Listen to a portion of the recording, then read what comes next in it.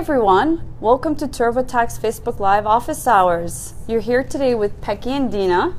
Hey. Hi everybody. Hi Jason. Hi Colton. I told them I'll give them a shout out. Yeah, oh, it's so cute. So from defense and deficit to ride sharing and skill building, there were a lot of key developments in the 2017 federal budget this year, which happened on March 22nd. We are here today with Pecky to discuss those changes and how they might affect your financial situation. Are you ready, Pecky? I guess I am. That's great. So, for our first question, what was the 15% non-refundable transit pass credit and how are Canadians affected by that? So basically the proposal is saying that we're going to eliminate the transit credits. And this is basically a credit that's available to you if you are using the public transit to commute to work, to school. So the elimination will happen in tax year 2017. So it's basically you're still allowed that credit for the tax year 2016 return that you're currently preparing. That's good to know. You can still claim the amount of credit for up to June. So basically, if you're still using a transit pass up until June of this year, 2017, then you can still claim that amount for next year. But thereafter, you don't need to keep track of your transit pass anymore because it's going to be eliminated. Oh, okay, that's too bad. So then claim all your passes this year. Yes. And keep in mind, it's up till June for next year. Yes. Okay, great. So one of our popular updates making the headlines are ride-sharing services. What do our listeners need to know? Okay. So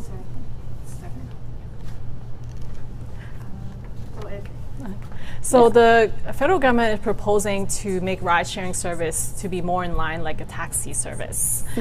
So currently taxi services, when you're taking a taxi service, you have to pay GST.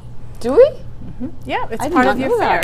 Oh, wow. So that's where they're kind of changing the measure because, first of all, right now, generally, there is a $30,000 exemption.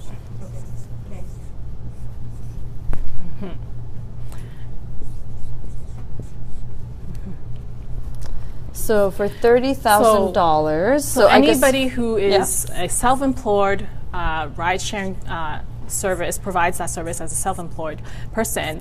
If during the year they are not earning like $30,000 or more, then they're exempt from GST. So if you're a ride-sharing service, like if this is your day job, I mean the likelihood is that you would probably it's be your more second, third job. You're not. Then then not. But there are probably instances where it's kind of. Maybe it's just like your second job. Maybe you could earn 30, maybe not. So there's some, ambiguity here. So in that instance, it's kind of nice because they're clarifying it so that basically anybody who is providing as a self-employed or ride-sharing service, then they have to be registered for GST and they have to report that amount. Okay, so even if they're earning less than 30K. Yeah, so that's the proposal. That's the exactly. Which makes sense. Yeah. Yeah, so it's what taxi drivers have to do right now. Yeah, so it makes sense. Everyone should be doing that. Mm-hmm. So will customers need to pay a top-off on their expected fare? Well, generally, if there is a tax, that cost does trickle down to consumers. So I wouldn't be surprised. I mean, how it will be implemented by all the various ride-sharing services and businesses, it's up to them. So, but yes, I would assume that the fare will probably go up a little bit. Okay, so we have to keep an eye up on for that. And what about Airbnb services? Would they be affected too by this change? So there's no budget measures that are concerning Airbnbs. So that $30,000 I was talking about before would apply to exempt Airbnb people. Okay. But if you're already a registrant, a GST registrant, then you would have to charge GST. There are exemptions. So if you were providing Airbnb service on a monthly basis, for example, you're only renting out per month, then you're exempt from GST. Or if you are charging them for less than $20 per day, then you're also exempt in those instances. Oh, okay. But those are already rules that are already in place, so there's no changes there. Okay, so no changes. That's good to know. Yeah. So for our family caregivers, the family caregiver amount and infirm dependent will be combined into the Canada Caregiver Credit. What will this mean for families? So one of the things I've noticed as a government have been trying to do is trying to simplify a lot of the measures. So as you mentioned, there's 3 different amounts. Yeah, there's it's the very family confusing. caregiver amount, the infirm dependent amount. That's 3 different amounts trying to get at the same thing. Basically, if you are providing care to a dependent, whether it be an adult or a dependent under 18, if they have an illness, if they have a mental disability, then you may be eligible for one of these amounts. Okay. So instead of having 3 different amounts, they're going to be consolidating it all into one, into the Canada Caregiver Credits. Which makes sense. So it's easier to remember. You just have Exactly. one. Okay. So it's similar to what they did last year when we had like the UCCB, we also had the Canada Child Benefit. They all combined it into one so that there was one amount. Okay. So if you're already getting these credits, generally the amounts will remain the same for you. So they're not trying to take it away. That's good to know. I'm sure However, our listeners are happy to hear that. However, it will be income tested like the way the Canada Child Benefit is, right? So if your dependent is earning a certain level of income, it will start clawing it back. So certainly, there's some people may getting a little bit less, but generally they're saying how if you're already getting these amounts, we usually get the same. Okay. One thing that I will say though, they are taking it away for people who are claiming the caregiver amount if they were claiming their parent, for example, if their parent was living with them, but they didn't have a disability, so they're taking that away. Oh, so before you can claim that? Exactly, yeah. So, but now only if they have a disability, then you can still claim it. Yes. Okay, that's good to know. All right. So the fitness and credit or an art credit program will be eliminated. Does that mean we can't claim my daughter's gymnastics lessons for 2016 tax return? Okay, so this measure was actually announced in last year's budget, and they're basically phasing it out. So main thing is, okay, so right now people are basically preparing their tax year 2016 return. In 2016, basically, you could only they were only allowing half of the credits. So in TY17, they're basically there's no more. Oh, So that is the arts credit as well as the fitness credit. So here, the one that we're preparing, they can still get half. But for TY17, there's no more. okay, so they're slowly phasing it out. Oh, Yes, that's exactly. good to know. Okay, so you get half for this year. For this but then year. next year, that's it. Yeah. So by next year, meaning for TY17, tax year 17. Tax year 17, yes. It's so confusing. Tax year 16, tax year. So these are the return that people are currently preparing. Yes, the ones that we're preparing right now. Yeah, tax right year 2016. Are there any updates for students? And when will it take effect? Oh, there's tons of things that are about students. Okay, so let's talk about some of the things that was mentioned from last year's budget, which is the phasing out of the education and textbook amounts. Yeah, that's so again, this is a phase out. So for tax year 2016 that they're currently preparing, they can still claim those amounts. full amount. Yeah. That's good. So they are phasing it out, meaning for next year, those amounts will be gone. Oh, so they're not slowly phasing it out. It will be completely. Yeah, Yep. exactly. So one thing to note though, if you do have those amounts left over, say you don't need to claim all the amounts because you didn't have enough income, you can still carry them forward. Oh, okay, so it's good to know. So you can still carry them forward. Yes. You just have to. You just increase that amount from now on. From now on. Okay. So that's one thing. Yeah. Another thing, they're also changing what would be considered eligible tuition because you can get tuition amounts. Okay. So that's not going away. So that's great news. So what do you mean by eligible tuition? So basically, generally, if you're going to college or some kind of post-secondary school, that tuition can be eligible tuition that you can claim on your tax return. Okay. So basically, they're expanding that definition to include. Sorry, I want to get the. They're including it for people who are in occupational skills courses. Oh, wow. I know, which is great. Oh my God, yeah, I'm sure a lot of people would be happy to hear that. Yeah, so it's not only just for post-secondary anymore, so anybody who is in skills or trade courses would potentially be available to claim the tuition amounts. That's very helpful, yeah. Yes, it is, especially in the current economy. Yeah. It is nice to encourage, Yeah, and a lot of people now juggle 2 different jobs, and so that's great. Exactly, yeah.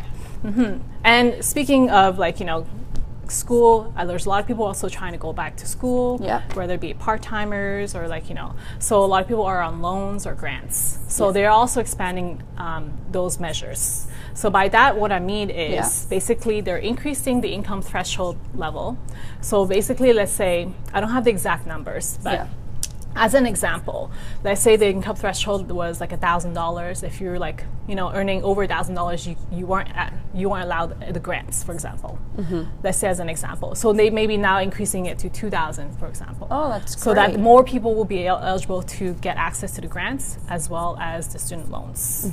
Yeah, so that's great, especially for people who are part-timers, especially for people who have dependents that are children dependents, those people who are trying to go back to school, they're trying to make it easier for them to get access to loans and get access to grants so that they can go back and get retrained. That's pretty awesome. And for our listeners, if you want more information on that, you can go to Answers Exchange and people will be able to help you with more specific questions as well. That's great. Yeah. That's a lot of great change. So our next question. We are in the process of having a new addition to the family. What updates in the federal budget should we consider for our 2017 tax return? I love this question because this is one of my favorite topics that's coming up. Families or having babies? Oh, no, not necessarily babies. I'm done. So, one of the big things that I've been talking about is the extension of the EI parental benefits as well as the EI maternal benefits. Yes. So currently for EI, okay, so there's the maternal and, sorry, it's not paternal. I think it's maternity, paternal. Yeah. Yep. Okay, so basically, currently, maternity, you can take it up to, right now, you can take it 8 weeks prior to your due dates, and they're extending that to 12 weeks. Oh, wow. Yeah. And as of right now, you could take it as of right now? The law isn't, the law hasn't been in place, so I don't know exactly when it's coming into, I don't have that exact so 12 date. Weeks prior. That's great. So 12 weeks prior. So it went from, 8 to 12. Yeah. Wow. So this, I think, is the most exciting part for the paternity benefits. So right now, most people are taking 12 months, right? 1 year. They take 1 year of leave, and it's at 55%. And what I mean by 55% is basically 55% of their average income that they were previously earning. Obviously, there's a cap, so it's not 55% of $1 million, obviously. That would be great. That would be great, but that's not it. So there's a cap. Yeah. But generally, it's 55% of your average, and you can take that over 12. You get that amount of benefit per week over the 12 months. Okay. Now they're proposing to extend that to 18 months. So now you can take up to a year and a half. A year and a half. I know. That's a long time. But there is a caveat. Okay. So it is no longer going to, if you're going to take it, then it's going to be at 33%. Oh, because it's the same amount, but they've extended the time, right? Yeah. So basically it'll be 33% of the average earnings as opposed to 55. So you have a choice. You have a choice of taking it for 12 months or you have a choice of 18 months. So obviously a little bit of financial planning, is necessitated based on your family situation. But it's great to have that option. That is a great option. Especially because, daycare is so expensive, and especially between under 18 months, it's usually more expensive. Yeah, for sure. Yeah, because there's so much demand, right? Exactly. And I hear that waiting lists are usually a year before to get your baby into daycare. So and that's a great really help. Is a great segue to my next one is daycare. They are trying to basically invest in daycare spaces. So according to the budget, they're trying to increase, basically subsidize daycare spaces by 40,000 spots. Oh, wow. Yeah.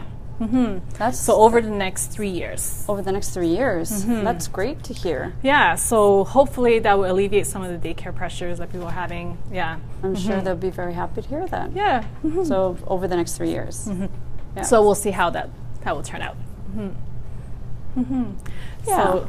Yeah. So like I said, some of my favorite measures that came through.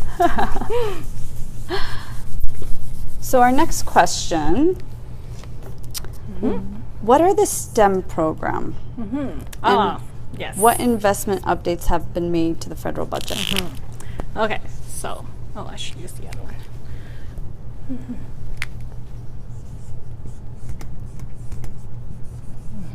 So STEM. So STEM stands for science, technology, engineering, and math. Basically, there's lots of like talks about programs that are encouraging young people to go into some of these programs. As a career path, they generally earn more. And it's like, we're becoming more and more of a society that are technology based, and so we need more and more young people to go and follow these careers. So basically, the government is proposing to invest in these programs to encourage more and more young people to go into these type of fields. So science, technology, engineering, and math. Oh, wow. That's great. We have a question from Pupette. Pupette's asking, a friend had a stroke and they installed a ramp. Sorry to hear that about your friend. Can they claim the home reno credit? Oh, okay. So, yes. There's actually two things that they should be able to claim. I'm sure they'd be happy to hear about that. Yeah. So there is the home renovation credit. So if this person is 65 and over, then they can claim the home renovation credit. But this should also qualify them for the medical expense. Okay. So this year, if they're in Ontario, this is the last year that Ontario is providing the home renovation credit. So it's like one expense and 3 different things that they can claim. Oh. Yeah. So that's great. That's great. Yeah. That's great to hear. I have read the more flexibility will be given to employment insurance benefits for caregivers. What are they? So one of the things that the government has identified is that, we're getting we have an older population. A lot of people are taking time out because they have to care of family members, whether they are falling ill or even children, that are falling critically ill. So, people have to take time out of their job to care for these people. So one of the measures that they're proposing is to make EI benefits more flexible. So basically, currently, if you have a child that is critically ill, I want to make sure I get the numbers correct. So currently, as a parent of a critically ill child, you have access to 35 weeks of benefits. So 35 weeks. Yeah, so that's already in place. Okay. Now the new benefit means that they will allow eligible caregiver up to 15 weeks of EI benefits while they're temporarily away from work. So this could be for it didn't say just for children. So now they're expanding it so that it doesn't have to be children. It could be just family member that are critically ill. So they'll have access to 15 weeks. Oh. And then as for the parents' access to the 35 weeks, which is currently in place, they say that they will increase flexibility so that they can share that benefit. Oh, wow. So how do they share it? I'm not sure. Oh, so it'll be interesting to see. Yeah, that is very interesting. Okay, so for our next question. Oh, before we move on, so we talked a lot about EI benefits, how they're increasing benefit for parental, maternity, as well as for caregiver. So how are we going to pay for this? That's true. How are they paying for this? So one thing that people should know, our EI contributions from our salary, our pay, will be increasing, and it will be increasing by 5 cents, basically. Oh, okay. 5 cents for every $100. Oh, okay. So that will start in 2018. That? Oh, okay. Yeah. So 2018, we still have time. We're good. Okay. For the next few years. Okay, so for our next question. There has been an increase in the granted income supplement top-up benefit. What does that exactly mean, and who should be aware? So that's the guaranteed income supplements. So yes, they are providing a top-up. So this was actually a measure that they announced last year in last year's budget, and basically they're saying that about 750,000 seniors will receive more money each month. And then it's increased up to $947 each year. So they can get up to an increase of $947 per year. Oh, wow. That's great. I think we have a question coming in from Colton. Hey, Colton. How is the federal budget going to help the middle class? Oh, that's an interesting one. Very good question. Yep. So there's quite a number of measures that could be viewed as helping the middle class. So, for example, the caregiver, the Canada caregiver credit that we spoke about. Yep. So it is going to be income tested. So for the dependents that are earning $16,000 is around there and above, they're going to start clawing back the credit. Okay. So it's very similar to what they did with the Canada Child Benefit, where basically depending on the family's income and how many children they have, they're starting to claw it back. So if, in this case, if your dependent is earning a lot of money, then you don't necessarily need that credit. Yeah. So that's one of the measures that they're trying to help middle class. And I think also the maternity leave, like having that 18 months and not having to pay for daycare, having more time at home, that also exactly, because a lot of people, because they don't have that flexibility of taking 18 months, they're literally going back to work just so that they can pay for daycare, because daycare is so expensive. Yeah, of course. You have 2 kids, and there goes your whole And of course, there's the 40,000 subsidized daycare spots that they're trying to increase. So there's that as well. That's great. Okay, I hope that answers your question. So for our next question, what is your favorite budget update? So this is the first time that there is a gender statement in the budget. Gender statement. Yes, exactly, right? Yeah. So as a lot of people know, our Prime Minister is a feminist. Very happy to hear that. So the gender statement, it has basically tried to analyze each of the measures and how it's impacting women. Basically, not that every measure was targeted for women, but they're trying to basically make an analysis to see if it's going to be helping, some of the issues, women's issues, because we do have, for example, a gap in the salary, for example. While it's not, it's not going to resolve all women's issues. I mean, that's not realistic. But the fact, from my opinion, is the fact that we are talking about these issues, the fact that they were highlighting that there are issues, it's a step forward. It's a step towards the right place. It is. I mean, obviously, one of the biggest criticism is that there was no increase in budget for the, what is the group? The Status of Women Canada. That is actually the group that makes these analysis. So hopefully we're going towards the right direction. I mean, I feel like we are. So what I would like to see, basically, more money invested in this group to see if they can make more analysis. And the government does also admit that there's certain things that they don't have the statistics on. So they can't really, make good policies if they're not well informed. So, step in the right direction. Definitely my favorite part of the budget, the gender statement. I completely agree. And I do think, I know I keep going back to the 18 months, but I feel that also helps women that want to work but are currently in the state of having children. It gives them that time off and have them go back to their job. Exactly. It's very helpful. All right. So for our next question, if I'm in the process of filing my taxes for tax year 2016, would the federal budget update change my filing situation? Okay, so yes, I do get that a lot. So some things that people really need to understand. So generally, the federal budget comes around February, March. They're announced every year in February, March. But usually our filings is, our filing for tax year 2016 is due in April. At the end of April. So if they're announcing whatever measures in 2016 of February, March, that will basically generally affect for the next year. So for tax year 2017. Of course, there are certain measures that are retroactive. There are certain measures that they are grandfathering in. So it could potentially affect, the current tax year. So one of the things that happened was for the provincial Quebec budget. Then they announced the measure on March 28th, and they said it was going to apply for this current tax year. So that doesn't really happen. That is an exception. So generally, whatever they're announced in the current year is usually for the next year that they're trying to file. So it gives us time basically to make sure that our software is compliant. Make sure that all the rules are implemented. Plus, they need to also make sure that the budget passes, legislation. They still have to go through all the steps. That's true. So we have another question from Colton. How will the guaranteed basic income work fairly?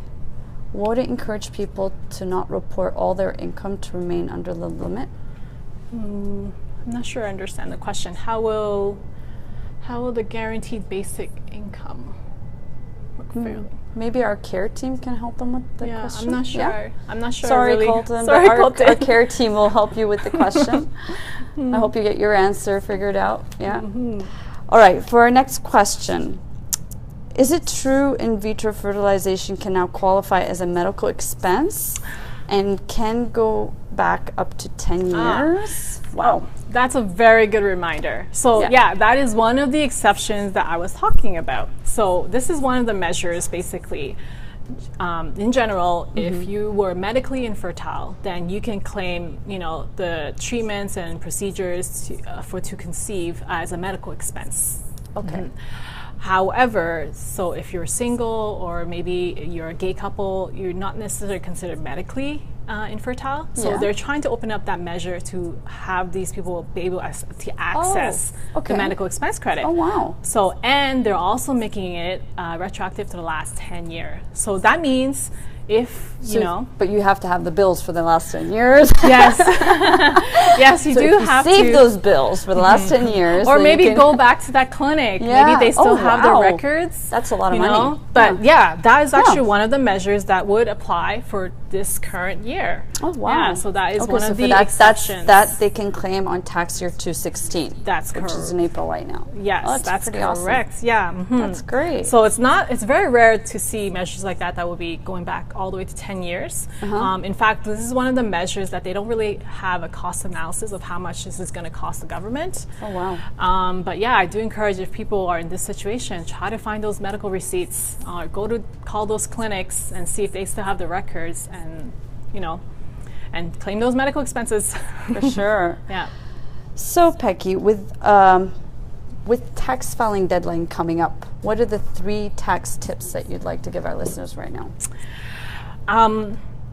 So one of the things that I didn't mention was that the government is also investing more into CRA, into tax evasion, and so that they can more verifications and stuff. So that reminds me to tell people, sometimes it's not even about, you trying to purposely, evade tax, or maybe sometimes you just don't know. So if you don't know, please come and ask. We love to hear from you. We are care agents here. We have answer exchange. Sometimes taxes can get very complicated, you know. We do try to make it very simple in terms of our interview process. But, if you ever have in doubt, ask. Yeah, that's that would be number 1. And they have 24/7 answer exchange available, so they can go there at any time and ask questions. Second, this is the second year that the autofill my return is available for NetFile users. Which is awesome. I know, this is great. I love it. So for users out there who don't know what autofill my return is basically you're downloading your tax information from CRA into your return.